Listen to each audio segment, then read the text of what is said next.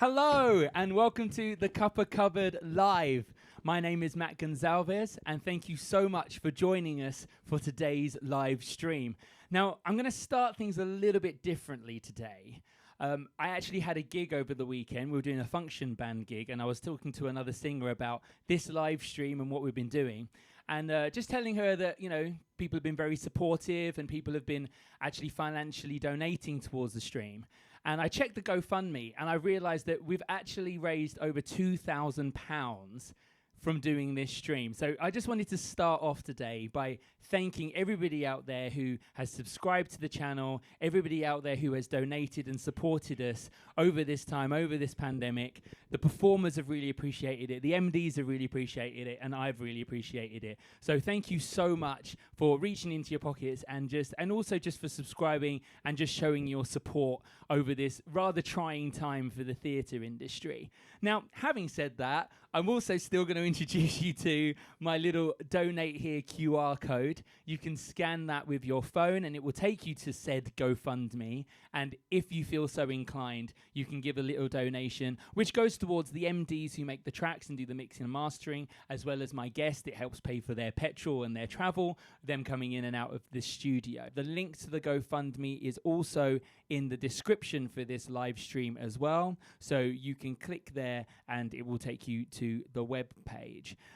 But I'd love to introduce you to my guest for today, which is, of course, Cleve September. You probably already know that because you've seen the promo stuff. Hello. Thank you so much, Cleve, for coming in. Thank you for having me. Apologies for the technical difficulties. No, this is it's the fine. first week that's happened. It's fine. But anyway, you're here now. Yes, We're I up am. and running. How have you been? How has this pandemic found you? In terms of having an opportunity to rest, firstly, has been amazing.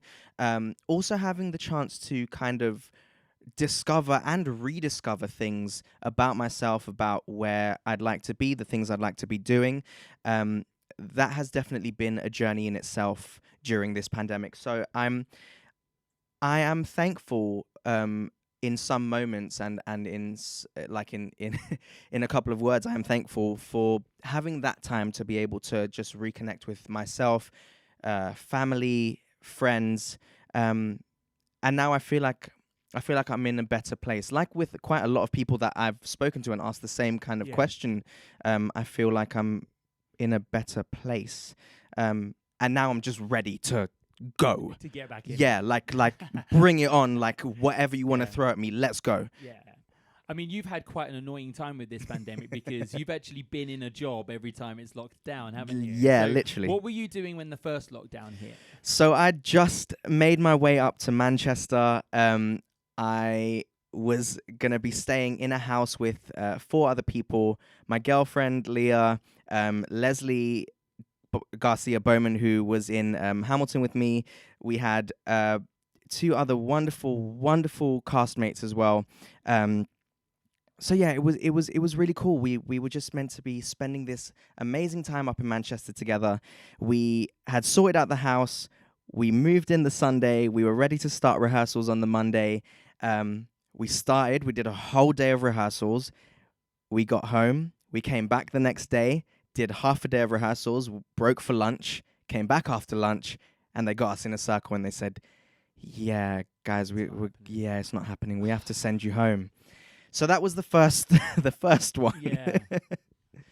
And what happened, obviously, so as some of the other guests have kind of said, they did a bit of work over the summer because things seemed to open up again kind of towards the end of the summer, early September, October. Yeah. You were doing something then as well, didn't you? You managed to get another job line. Yes. I mean, thankfully, I was asked to audition for Dick Whittington at the National, and I got the job playing Tomcat. I was in this wonderful yellow outfit with yellow hair, ears, a big fluffy tail, the whole get up. So yeah, we did manage to do the whole rehearsal process, and then we had just started previews, and I think we did, I want to say 3 shows, 3 maybe 4 shows, and then the final show that we did was the one that was filmed, which was later broadcasted out to everybody. But yeah, then we had to stop again because we went into the lockdown that we are just still now trying to come out of. Yeah. So do you want to introduce the first song and why you picked it for everybody at home? Sure. Now, disclaimer, before we start, there's going to be 2 songs from the same show.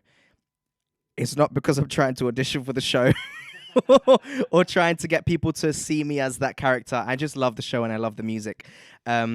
So having said that, the first song that you are going to be seeing this evening is Dear Evan Hansen, Waving Through a Window.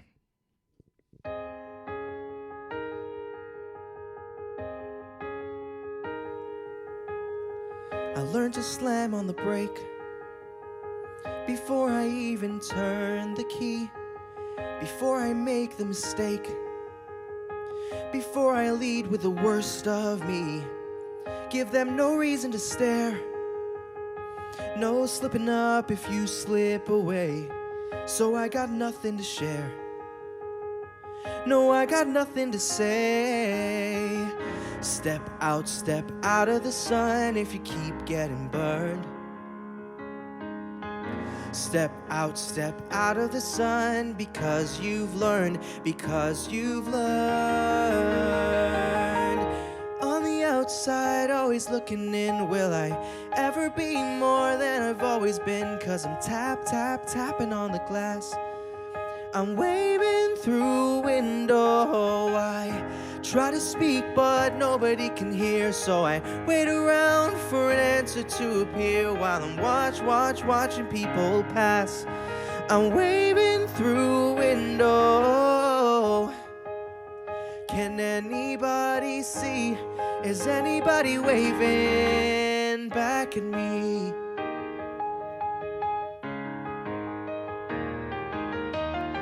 We start with stars in our eyes.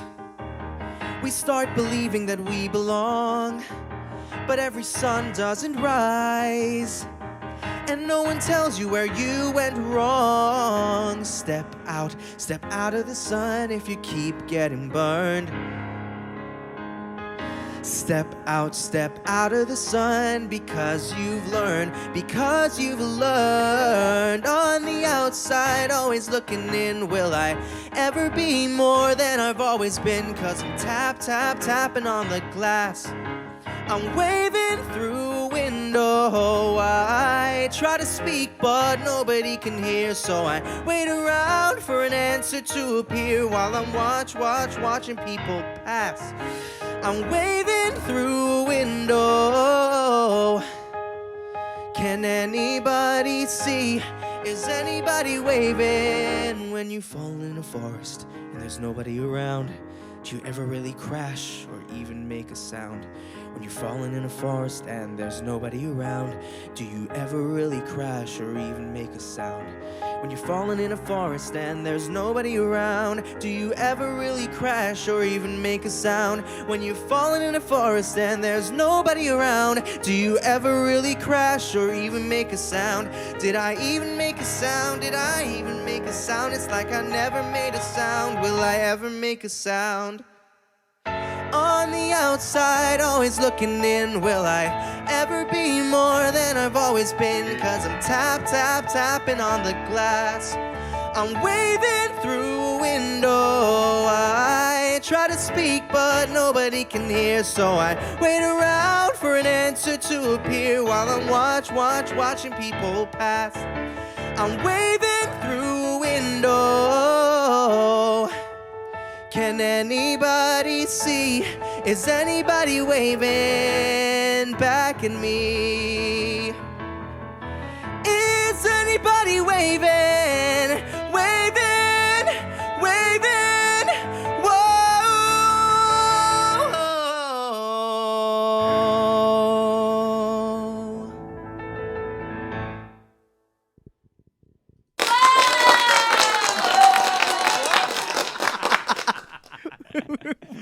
Surprise applause. I was like, what's going on?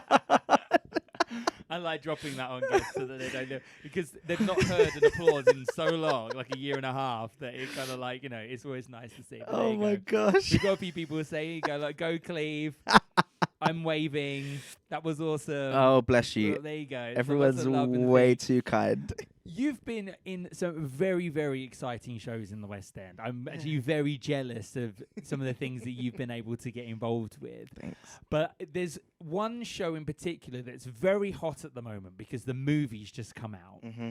And that's a little show called In the Heights. Yeah, just a small Now, one. you did that in London, didn't you? How long ago was that? A few years ago now, wasn't it? Gosh, 2015 I started that. So And it was, what venue was it in? that was at the King's Cross Theatre. Yeah. Yeah. Now, the King's Cross Theatre, if anyone puts it into Google, you won't find anything now because it's no longer there, is it? No. And the reason why it's no longer there was because it was actually a temporary theatre that they built. Yeah. Kind of especially for your show and another show, Railway Children. Yeah. I believe Google basically had some land and they wanted to put it to good use. So Yeah. they built a So they temporary built a temporary tent. theatre. But so how was that working in? Because is that the first time you've worked in a temporary theatre before? Yes. And did it that was feel the first time. different working in there? Was were the dressing rooms different? Was the hall different? Was the Well, sound different? I mean, that was my first professional job, so I didn't know any different. Right. All I knew was kind of the Bernie Grant's Arts Centre because that's where my third year shows were, or Right. that kind of stuff. So being in this space, I was like, oh, okay, so maybe this is just kind of what it's like. But the whole setup of the theatre was crazy. It was amazing. The way that they had set it up was really, really cool. Like you'd come down this ramp and it would feel like you're going underground kind of thing, and you'd walk through the first doors and you'd be in the bar, which they continued like the vibe of the set out into the bar, so it didn't feel like two different spaces. It literally felt like you were walking into Manhattan and Right from the Heights, and yeah. you're going straight in, which was amazing. Yeah. And then you'd have the seating, which was in traverse. So for those who don't know what traverse is, it's like it's basically seating on both sides of the stage. Yeah. And It's like imagine a catwalk show. Yeah, wasn't yeah, it? You pretty were much, basically yeah. performing on like a thin strip with audience on both sides. Essentially, yeah. And so I think it was 500 seats, so 250 on each side. And then you have your set and the stage in the center. And then moving down, you continue through like this catwalk, but right behind our set is this huge train. like a steam train. Steam as well, train, wasn't like it? huge steam train that they used as a prop for the Railway Children, which was amazing. You continue walking past there, then you've got like our little warm-up area. It's crazy. I haven't thought about this space in a very long time, and I can still see it so clearly. We have our little warm-up area, and there was a desk where they had all the microphones set up for us to get ready and mics. And then you continue through. You've got the company manager's office and the two dressing rooms. And so it was male dressing rooms. There were only two dressing rooms. Male dressing rooms and female dressing rooms. And so we were split. And that was principal leads and ensemble sharing together, which I think was really... I think it was actually an amazing thing for the show because it helped with the sense of community. Yeah, and the team building. Of Exactly. everyone being in it together. Absolutely. Yeah, because it's almost having been like a lead and an ensemble person before, you do sometimes feel like as a lead you miss out on a lot of the banter and Yeah, the friendships, because you're you so... see all these ensemble people all going like out for dinner during the day and stuff, and you're like, well, where was my invite? But it's like, but unless you were in the dressing room when it was like, oh, I just saw a really cool It's Mexican just- place, you want to exactly. go? You miss out, and Yeah. so it's kind of quite nice actually hearing that everybody was to kind be of it was really cool, and I think it made what already felt like such a wonderful community, it made that even more special than it already was. And we really went through everything together. So the goods, the bads, whatever it was, we experienced that as a team. And it never felt like, oh, this person's getting that kind of treatment or this person's getting that kind of treatment.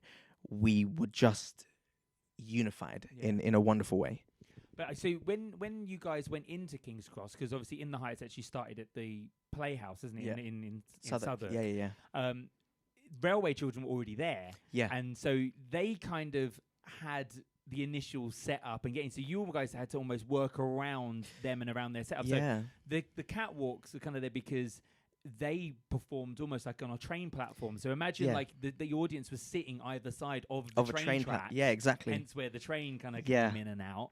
And so but one of the things that really struck me, because I saw Railway Children and then a few weeks later came back and saw In the Heights, and I was amazed at how well they changed this very twee, very Victorian English feeling space into Washington Heights. And it was really actually very impressive at how they managed to use the space that was kind of, decided for them to their advantage, rather than kind of use like going, oh great, this isn't how we wanted it to be. It was really amazing. And I think one of the craziest but special things for me about the show was, because of it being a tent, you're surrounded by noise. So you hear the groups of people walking past up the promenade past the theatre. When it's bonfire night, you hear all the fireworks like loud. They're really loud. And I mean, it was amazing because when that was happening, obviously there's the moment in the show where you've got blackout and then you've got the fireworks because it's coming up to the 4th of July. So that was amazing. But then every other night you're kind of like, there's fireworks going off.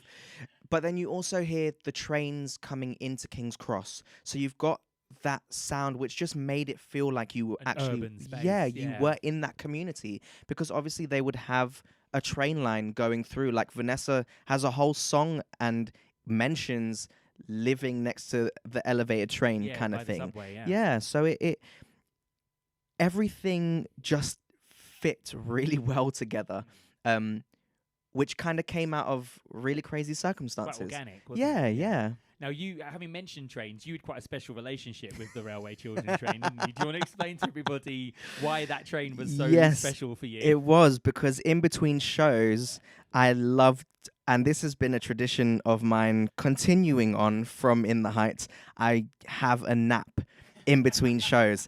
And now this is probably the first time I'm saying this out loud, and I'm probably going to get in trouble for it. No one knows. They're not your boss anymore. It's fine. Well, I mean, you never know what's going to happen.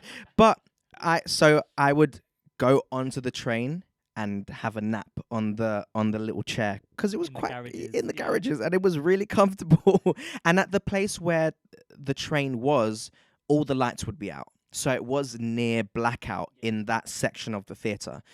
So it just helped. It was really nice. Sorry. I mean, it was a ridiculous prop. It's a full-size steam train with a whole carriage that kind of comes on during the show. And it is like, well, where are they keeping that? Yeah. It was huge. Well, this is how I felt, because then when our set isn't there, it's also then, where have they just kept... all of this. The TARDIS. Yeah, it really is. It didn't look big from the outside. No, you just see it, and you don't imagine that what is actually inside is inside.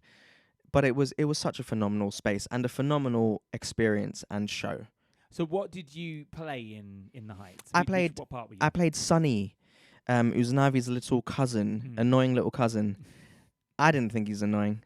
I think Sonny is probably one young. of the I don't think he's annoying. He's no, just but young, he's young, but he's precocious. Yeah, but he's also ahead of his time, because he's speaking about things that a 16-year-old boy shouldn't be thinking about. But most 16-year-old kids won't be thinking about that kind of stuff. I mean, I say that now, but then you think about the younger generation of today, and they're very clued up on everything. And I think also social media helps with all of that kind of stuff. So back when the show was written, that's not what your typical 16-year-old was focused on. They're having fun, and not that Sonny doesn't have fun. He's just we've got some photos of the show here that show that you definitely do have fun, because I mean the amount of actually no, that's the wrong one. This one, there we go. We'll get to the other one, but I mean the airtime on that. I mean, how was that photo taken? Because you kind of look like, if you look at your face and your arms, you look like you're just flying. Yeah, chilling. I had found a power, and and whilst I was in the Heights, I could fly. And then the moment I left in the Heights, I could no longer fly. It actually looks like you're on wires. I can no longer do that anymore. I can't jump like that anymore. That was young me. But it's so yeah, funny. that was a moment in the show. It's in the opening number, and we had to do like these kind of jump, jump, jump, jump in the heights, and that's where that I kind of Nice. jumped up to like hit my hands above my head kind of thing, and that's the moment just before I'm getting Very up there. nice to see you there with Pippa as well in the Yes. red dress. I did On Your Feet with Pippa, so it's always nice to she's see incredible. familiar faces. Yeah, no, Yeah. she was brilliant. She was Gloria Estefan Yes, in that show yes. as well, and she absolutely smashed it. I mean, she is a phenomenal, phenomenal actress and performer, vocalist, dancer. Like, just one of those really, really talented people, and Now, just really cool. as you said, though, what was quite interesting about her doing that part is that she was actually a maternity cover, wasn't she? Because Well- when I went and saw it, the person doing that part was quite heavily pregnant. Yeah. Well, I mean, Pip wasn't a cover as such, because I think she completely took the role then once Vix had left. Oh, okay. Was she ensemble and then moved into Yeah. it? Oh, okay. And I think the plan was always to for do that to happen. This is me trying to rattle my brain and think back to everything, but I think the plan was always for Pip to take ownership of the role. But yes, Vix was heavily pregnant and still killing it smashing it. and moving like there was not a baby inside her about to be born. And I admired that woman so much, because I was like, how are you bringing the most energy on this stage every night? She had so much charisma. When she walked out, you just went boom. Yeah. And just immediately looked at her. But I mean, Victoria Hamilton Barrett is a powerhouse, and that is what you get. You feel like you're in the presence of greatness when you're around someone like that. I mean, a lot of people in the Heights, I felt like that. Like, it being my first show, and I'm around Sam Mackay, I'm around David Badella, I'm around Vix. I'm just in the presence of greatness. So I felt like I was in such an amazing spot to learn and to grow, kind of thing. So yeah. I mean, it's always just nice as well getting to see kind of pregnant women being able to stay on stage and do their job and do what they love as well. Because we had two ladies go on maternity leave during Beautiful as well, but they went all the way right up until their leave. And so it was like, wardrobe just had to rework their costumes and, because they were still able to come in and do their job. And so, and we actually had quite a few comments saying about how nice it was, not going, oh, it ruined the show for me. It was like, oh, how nice that, people have real lives and are still able to come in and do their job and rest it. And people would just forgive it. They just go, oh, yeah, okay. But it shouldn't ruin the show. No. There's nothing about that should make someone think, oh, that's ruining the show, because that isn't changing anything about what the journey or the person is able to do on stage. Mm-hmm. And also, you're coming into a theatre to be taken away and transformed into a world that is not the world that you are currently living. So that's a part of your imagination. Yeah. And I think as performers, but also as an audience, you understand that. Yeah. Because otherwise, why do you come to theatre? Yeah. You live for that. We live for that. That being transported away to another world, being taken away with our imaginations. Now, you actually did a show at another venue that I really, really love as well, which is the Regent's Park Open Theatre.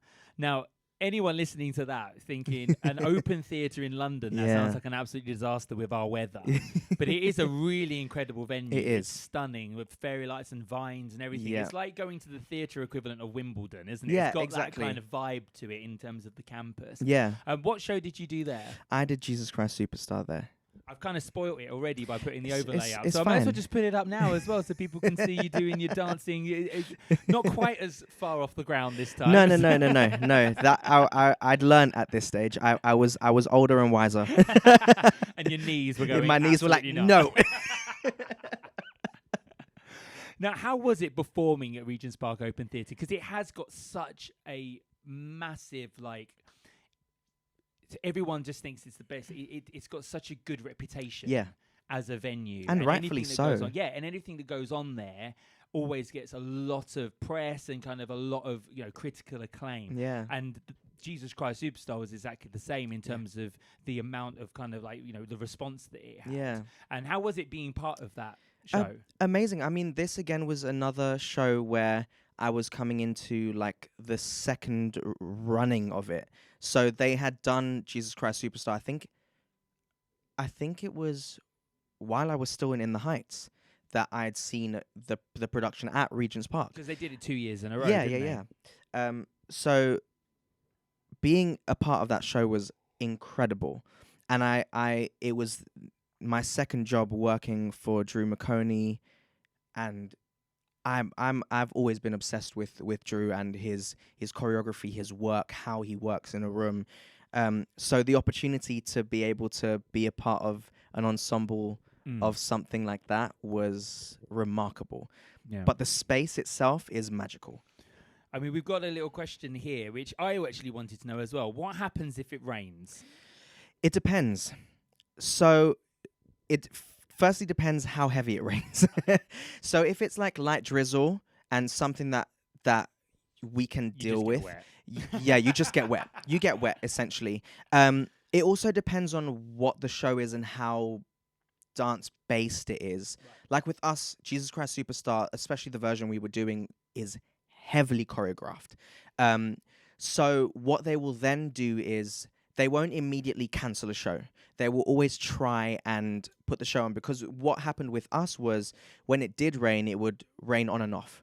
I think there was only one, maybe two performances where it rained constantly that we had to cancel, but other times we would perform and we'd continue, and then they'd maybe stop the show and they'd try and wipe the stage and try and dry it a little bit just to make it safer for us, and then we would continue. So it's basically a bit like a Wimbledon. They just stop and then they go, we stop okay, and guys, we can carry on now. Yeah, and I think the audience are aware of that. The kind of the way that the theatre is so renowned, you kind of expect that, especially in the coming to winter months. People know what they're signing up for. Yeah, exactly. But then on the flip side of it, in the summer it is baking hot because you've not only got the heat of the sun, but you've also got these big, what feel like stadium lights, shining heat on you. Light, yes, but heat. And then if you're able to be in the show during the summer where the evening is amazing, but you also get to do the show in the dark, you then see all the lights and everything coming into play. I mean, with us, it was, I think the show when we were doing it, the time that it was set in the year was perfect because we'd start the show in daylight and then Act 2 would be in darker setting. And it just worked. It just really worked. It set the atmosphere. It set the mood. For like the darker turn that happens kind of for Act 2. Yeah, and it was really special to be a part of something like that. Brilliant. Well, I think it's time for song 2. Do you want to let everyone know what you picked and why? Yes. Again, we're back to my favorite, Dear Evan Hansen. I am the worst at picking songs, deciding what I would like to sing. But I just kind of go with things that I enjoy singing. So this is another one from Dear Evan Hansen. It is called Words Fail, and I just went with it because I love this moment in the show. It's a real turn for Evan.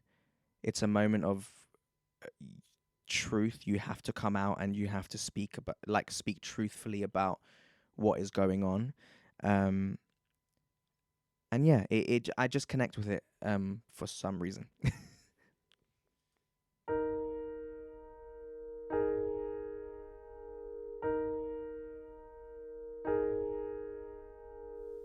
I never meant to make it such a mess. I never thought that it would go this far. So I just stand here sorry, searching for something to say. Something to say. Words fail. Words fail. There's nothing I can say.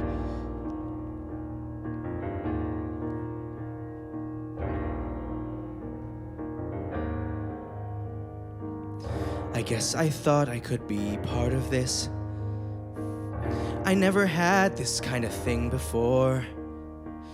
I never had that perfect girl who somehow could see the good part of me. I never had the dad who stuck it out. No corny jokes or baseball gloves. No mom who just was there, 'cause mom was all that she had to be. That's not a worthy explanation. I know there is none. Nothing can make sense of all these things I've done. Words fail, there's nothing I can say, except sometimes you see everything you wanted, and sometimes you see everything you wish you had, and it's right there, right there, right there in front of you. And you want to believe it's true. So you make it true. And you think, maybe everybody wants it, needs it a little bit too.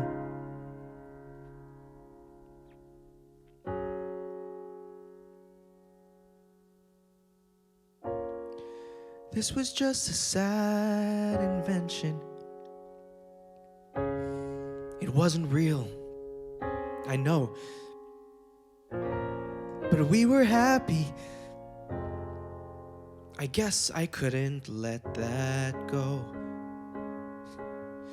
I guess I couldn't give that up.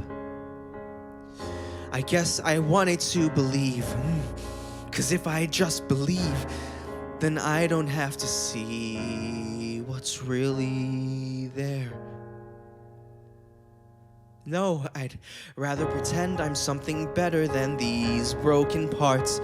Pretend I'm something other than this mess that I am, 'cause then I don't have to look at it, and no one gets to look at it. No one will really see, 'cause I learned to slam on the brake before I even turn the key, before I make the mistake, before I lead with the worst of me.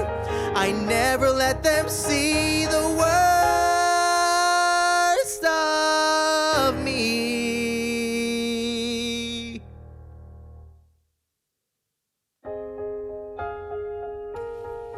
'Cause what if everyone saw? What if everyone knew?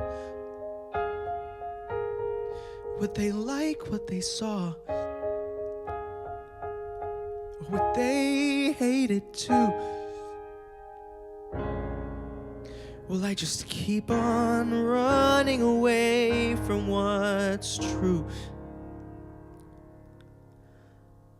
All I ever do is run. So how do I step in? Step into the sun.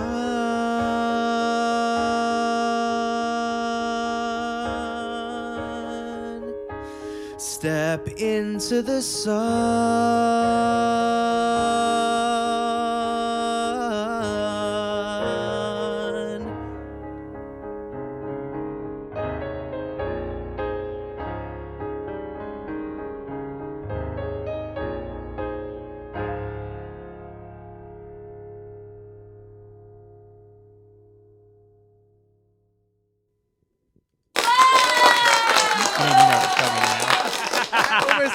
I forgot. I just thought it's happened now, so it won't happen again. I mean, we got lots of love for you in the comments. There you go. Like, this is incredible. Oh, bless. There you go. Everyone is too kind. A lot of people said, no idea how you spell that. Neither do I. Bless It you. was Thank close you, enough. Paige. It was close enough. Now, In the Heights is one Lin-Manuel musical, and it kind of set you up for another little job that you Yeah. managed to go on to afterwards Yeah. on the West End, which is, of course, Hamilton. Now, as we've spoken to Rachel John before on this live stream, she was telling us about how it was quite a long audition process. It took quite a long time to find all the right people. Yeah. And then then when they did find everybody, it was still quite a while before the show actually opened. Yeah. So how was it when you got that call to say you got Hamilton? What went through your head when your agent said that to you? I thought she was lying. I thought she was lying. You're like, don't joke with me, and hanged up. No, I literally said, don't joke. I was like, be serious. Like, don't joke with me. Are you being serious? I was actually in Sheffield doing my second professional job, Annie Get Your Gun, and we had just finished our first week of rehearsals up in Sheffield. And so as a company, we were taken out to have drinks and just to celebrate the end of the first week. And it's now like 11 o'clock at night. So anyone who has an agent, or for those people who don't know about how it works, agents' offices shut at like 6. Yeah. So for me to receive a phone call from my agent at 11, I was like, what have I done? What have I done? I was like, what's trouble. going on? I was like, oh my God. Like, all these things are going through my mind. I'm freaking out. So I answer the phone. I'm like, hello. And Bobby's like, hey, how you doing? Bobby always used to do this thing where anytime I got a job, she would always start, and it would take like the longest time before I even hear about it. Can you just tell me what you just tell me? No, just but because she is the loveliest person I've ever met. I love her to bits. And she would always call, and it would always be, how are you? How's your day been? Like, all these amazing things. And I love her. So you unsure about, is this a phone call with news on the end of it, or is it just a checkup? Is it just a checkup? Right. Yeah. But then 11 o'clock was strange for just a checkup. Yeah. But I was like, yeah, no, I'm great. She's like, how's rehearsals been? Yeah, no, it's been really cool. Asking me about all sorts of things. I can't even remember now because it's such a blur, that moment. But then at the same time, I see everything around me. And so she's like, are you by yourself? And I was like, no, I'm just out with the cast. We're just having a couple of drinks to celebrate the end of the first week. And she goes, can you go somewhere where you're by yourself? And I was like, yeah. So then I walk out of the bar that we were at, and where we were sat, we just put all these tables together. So it's literally the doors here, they are just there, and I'm just outside the door. So I'm like, okay, I'm by myself now. And Bobby is like, can you be seen by anyone? And I was like, she's like, I don't trust you to be cool. Yeah. And I'm like, because she knows me. She knows me how I freak out about things. She knows how high you can jump. Yeah, exactly. She's seen the photo. So then she's like, I need you to be somewhere where you can't be seen and you're by yourself and you can't be heard. So now, this is obviously my first week in Sheffield. I've never been here before. So I'm now walking around the corner to like this dark corner somewhere where no one can see me. And I'm like, okay, Bobby, I'm by myself. It's pitch black. What's going on? And Bobby is just like, so we've heard back from Hamilton. You've received an offer. And Bobby hasn't said what it is. And in my mind, me going in for Hamilton, I knew that I was auditioning for John Lawrence and Philip Hamilton, but the first thing, and I don't know why this was, but the first thing that came to my mind was, oh, I'm going to be cover or something like that. So be like, great, a job. Yeah. I'll be like, oh my God, amazing. I got Hamilton. I'm in it. So Bobby goes, you've got the role. You're John Lawrence and Philip Hamilton in the original West End company. And I'm like,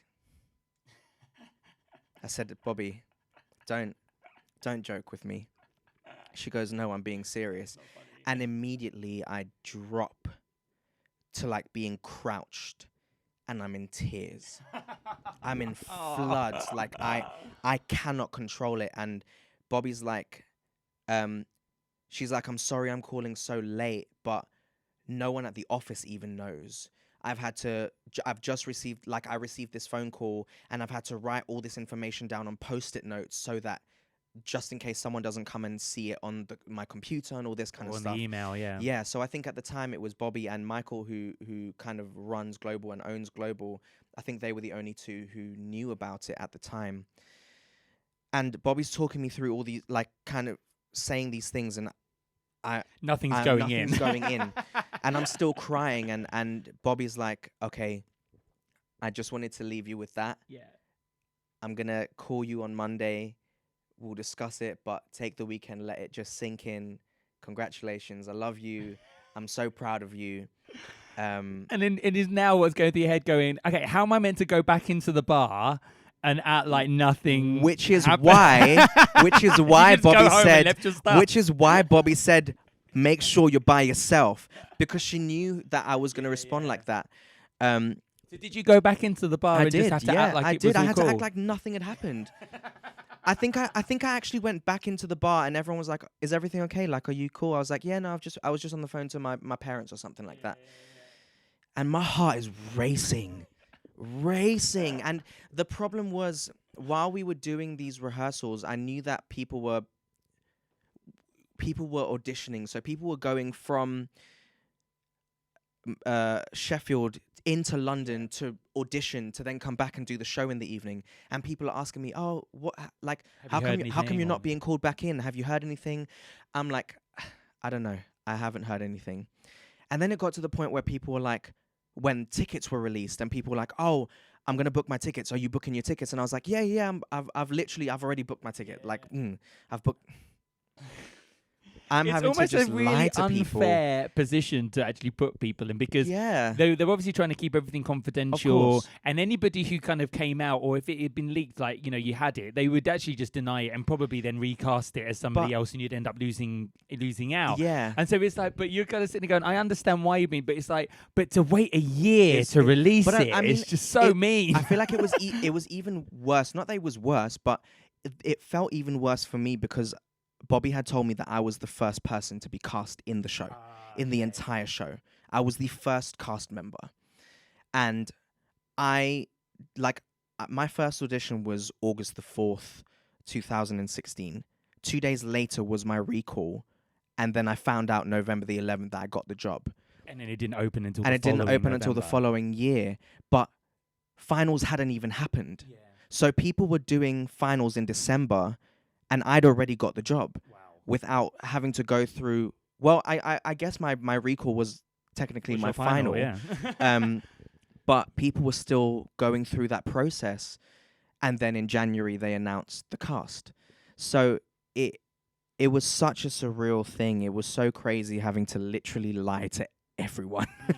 But I remember when the announcement was made, I was at my friend Sam's house, who played Usnavi in The Heights, and the announcement came out, and I was like, "Oh my gosh!" So I've got something to tell you, Sam. Yeah, I was like, "Oh," and he went nuts. He's like an older brother to me, so it was really cool to be around him and to feel that kind of love from Sam, because he's always supported me in that kind of way, and he's always I've also, like, I saw him as a mentor during In the Heights, so it really meant a lot that he was expressing so much love for me at that time. So now, Hamilton, there's kind of not just one significant phone call for you from this. There's two, because obviously it did ridiculously well in award season with the Oliviers, with yourself and I think, was it two other cast members all being nominated for Best Supporting Actor as well. How was that, getting that phone call? Because it wasn't even a phone call. Oh, okay. I literally, so the way that they had done the announcement was they went live. So the Oliviers did like a live either Facebook like stream. An announcement. Yeah, it was an announcement stream. So like live, the Oscars where they go, right, the nominees are. A whole live stream. So here's me by myself at home, literally on my iPhone, watching it, because I'm like, okay, so I knew that Hamilton was going to be nominated because I knew how amazing the show was. There was no way that there wasn't going to be at least one nomination for Hamilton. Yeah. So there's just me tuning in to see who in this incredible company of people is being nominated. And the show as a whole. And the show as a whole. And literally, I think the stream started and the first category was my category. And then I see my name. And I'm like... You're joking. What?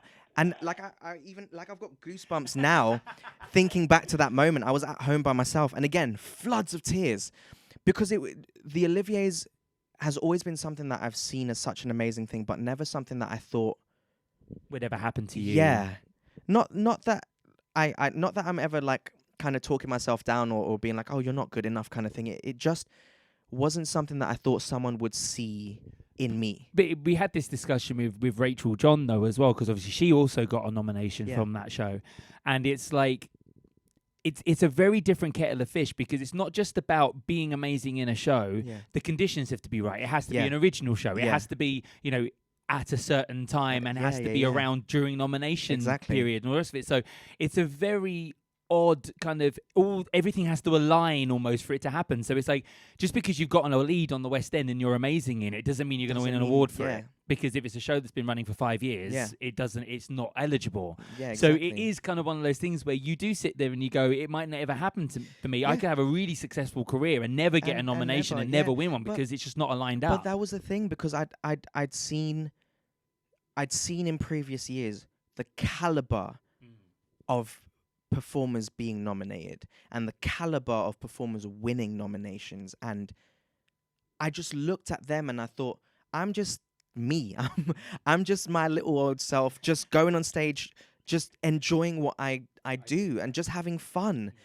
So the fact that there was a panel of people who came to watch the show and looked at me and thought whatever I was doing on stage was worthy of a nomination for an Olivier was something that I just didn't comprehend.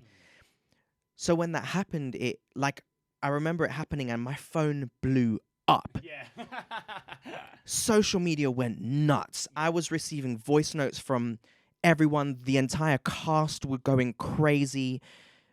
Family were going nuts. I remember like calling my mum and like basically hyperventilating because I couldn't get the words out. And my mum going crazy and my family going crazy, and it was just such a surreal moment for me. And then what topped it off was then obviously being at the awards ceremony, and I got to bring to perform. We got to perform, but then I got to bring my entire family. I had myself, my 2 younger brothers, and my parents were sat right next to me. My agent was sat right next to them, and we were literally on the front row in front of this stage. And regardless of what transpired in that moment, that was a life-changing thing for me. And one of the best memories that I will forever hold close to my heart, because to have my family there to witness something on that magnitude meant the world. Meant so much more than if I was to win. I didn't win, and that's not what matters to me. I'm still just thankful and happy to have been seen. Oh, but the thing is, the nomination in itself is, as you say, so prestigious, because so much stuff has to line up as they to even just be nominated, let alone to win. So it's like, it's such an amazing thing to happen to anyone. But it's still weird. Like, I still forget that it's there. Like, until someone goes, "Oh yeah, you were nominated." I'm like, "Oh yeah, I was." Oh yeah. So it is such a crazy thing. Like, and I will forever be thankful for that moment and that time, and thankful for the team that decided that this little kid born in South Africa on a stage doing a show in London about American history was worthy of being nominated for that prestige. Well, having mentioned the team, obviously, like, you worked under Lin-Manuel and Alex Lackamore, who are both of them the writers and the arrangers and musical supervisors of In the Heights. They did the In the Heights movie as well. Dear Evan Hansen, Alex Lackamore does Dear Evan Hansen as well. So obviously, with that caliber of person looking after you, like, it's not a surprise that you guys they got the best out of all these performers, and the show excelled in the nominations and stuff. So how was that experience? Like, when you were in rehearsals, first day, and people that you go, oh my goodness, like, it's Lin-Manuel, it's like, how was that? Like the first time you had to open your mouth and do your first rap or sing your first song, were Yeah. you just quaking or was it? I mean, I think the first thing to say is, as a team, they're not just a creative team. They are friends. They are an incredible group of friends. So you've got Tommy Cale, the director. You've got Alex Lackamore. You've got Lin-Manuel. You've got Andy. You've got Steph, who assists Andy. You've just got this unit that works so well together. And what was evident and what was made clear to us was that we were joining that. Yeah. And so when you see people working so well together, that is what the roots are. So out of those roots can only be the growth of something amazing. And what they had done was put together a world-class cast, company of people from all over, different backgrounds, cultures, ethnicities, religions, coming together to create this one piece. And that was special. That was so amazing. When you, to be in a room with Lin, I mean, I remember meeting him on my final day of In the Heights. So literally my last show in the Heights, Lin came to watch. And I remember it being this back and forth thing, like we weren't sure if he was going to make it or not. I'd had the pleasure of meeting Tommy Cale during previews for In the Heights. I met Alex literally the evening before my first Hamilton audition. So it was kind of crazy how that all transpired. And so by the time I'd met Lin, it was just like my world was blown apart in the best way. Because from being this young kid training at the Brit School, where your teacher is creating this showcase piece, and I had to do like a dance section to Sonny's rap, like, to then playing Sonny in the show, to then meeting Lin, to meeting Kiara, who wrote the book, to meeting this entire team was nuts. To see that genius at play is something that I really hope a lot of other people get to witness. But I feel like at the same time it's one of those things where not many people might get the opportunity to. So I feel very privileged to have been in that room, in that moment, to see that, to see where this beast of a musical comes from. Yeah. I mean, we've got a few people who've seen you. We've got, you were so good in Hamilton. I do like this comment here from Pam. You're amazing, Hamilton. I've watched you die so many times and never not cried. So you're really good at dying. You should put highly skilled at dying on your spotlight. I feel like I should, because it is literally, I was doing 2 deaths a show. There you go. I loved you in Hamilton. It was brilliant. I had Hamilton is the only show where I booked it a year in advance. Wow. Do you know what I mean? It's the only show where I literally booked it going, I hope I'm not in a job when this happens. Yeah. Because I really want to see this. And thankfully I actually ended up in a show where I had Mondays off and I'd booked a Monday ticket. So it just happened that it all lined up. It aligned. Very lucky with that. So very, very happy. Now, we're going to start wrapping up because we've been talking for quite a long time, actually. I know. I've still got so many more questions here to ask, but we won't keep it on. So I'm going to just finish with this very last one, which is something that I ask everybody. Sure. Which is, if your casting type was not a barrier, so if gender, ethnicity, age, vocal range, dance ability, whatever, was not a thing, what would your dream role be and why? It's a very tough question. Difficult. And here's me, because people are going to call me out on this, because I'm still terrible with musical theatre and roles and shows and stuff like that. But there is a show that I remember hearing the music for a very long time ago called Little Women.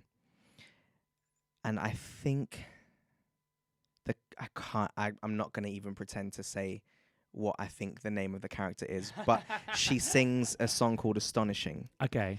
And that song, I think, is phenomenal. I think it's amazing. So that song makes the role for you. That song makes the role for me. And that is the role that if there wasn't anything in play, I would like to do, just to be able to sing that song. Amazing. No, that's good.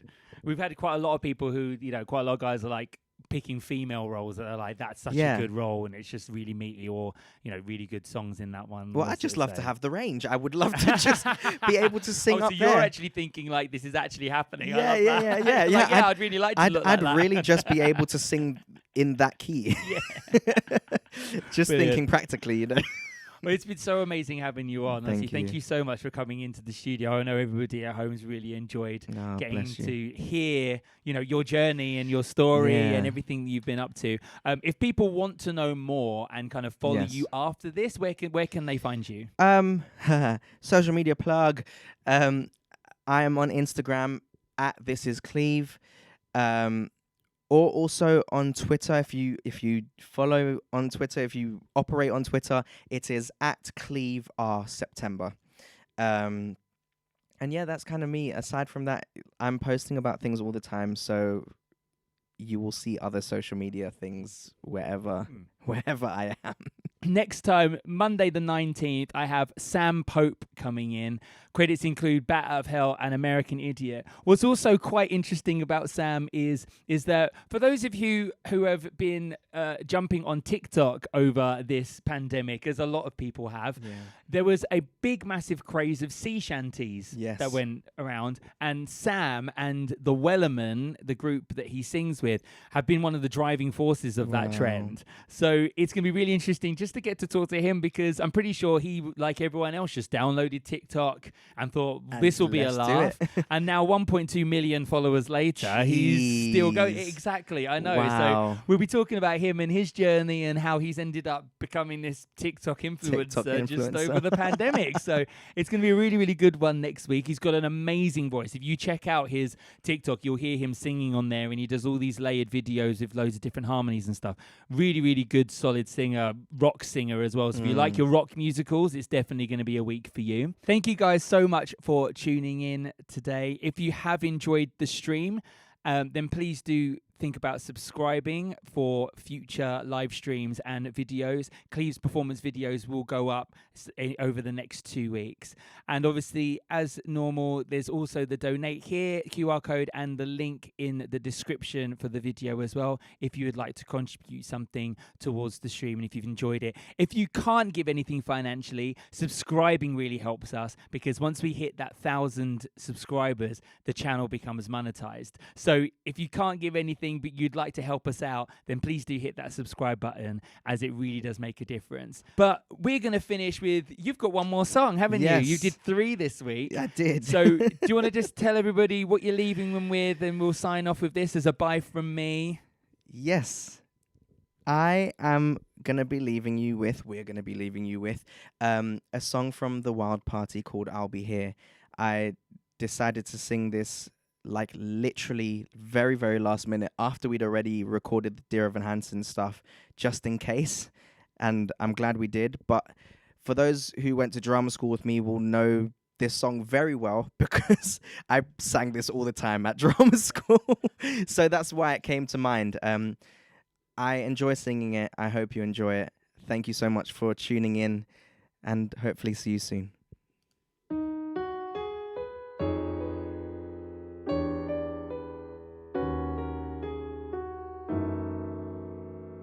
When you cry, I will hold you. When you fall, shed no tears.